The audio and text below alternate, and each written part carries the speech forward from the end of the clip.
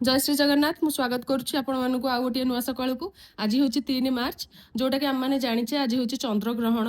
जोटा कि सका 6:20 रोचे पाकत्याग आउ संध्या 3टा केतु लगुच आमर 6:40 ना 7टा जाए आम जोटा संपूर्ण ग्रहण लगुच यहीटा को आम ओडिशा लोक गोटे ग्रहण नुहे तो गोटे पर्वपर्वाणी भाव में नहीं सारी क्या घरे पूरी पिठा खीरी पूरी तरकारी ठू आरंभ करके क्या घरे छेना पोड़पिठा क्षीर पोड़पिठा ये सब जिनस चली यहाँ गोटे ग्रहण नुहे तो गोटे पर्व लगे